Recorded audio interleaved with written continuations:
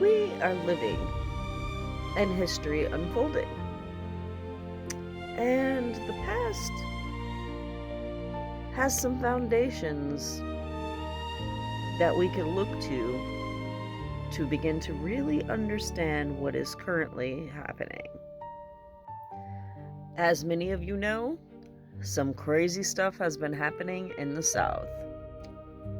Redrawing maps to silence voices, and this isn't a new play.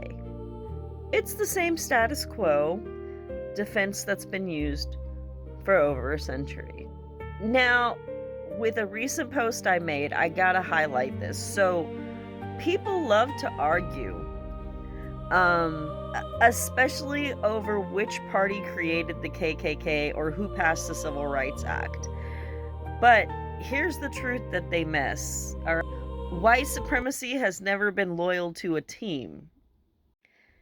It's always been an infiltration.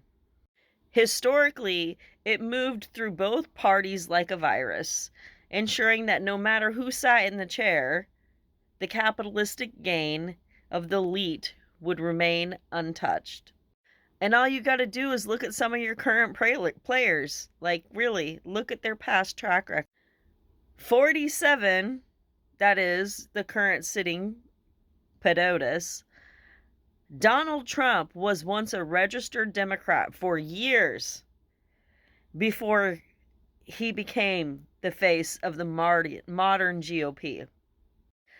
And why the shift? Because power is a tool, not an identity. In the world of people that operate on things like the 48 laws of power, for example, Law 48 says to assume formlessness. So you must adapt the vessel that gives you the most control. Now, in some previous episodes and reels, I've talked about the documentary on Netflix called The Family and also the movie The Order with Jude Law. So, with talking about The Family, that invisible Christofascist influence in Washington, D.C., and also The Order, which shows some of the violent lengths that people will go to for a whites-only vision. And these aren't just programs or movies. They are mirrors of the goal that these people have, which is a controlled theopolitical state.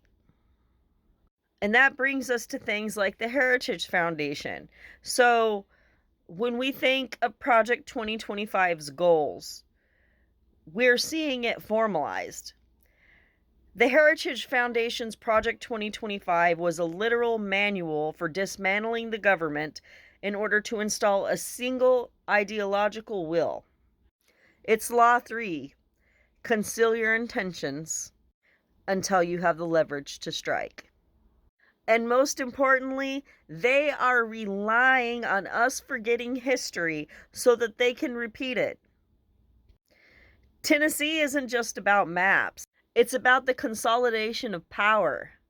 So make sure you're paying attention to those patterns, not just the headlines that they throw up at you. Because their goals have not changed.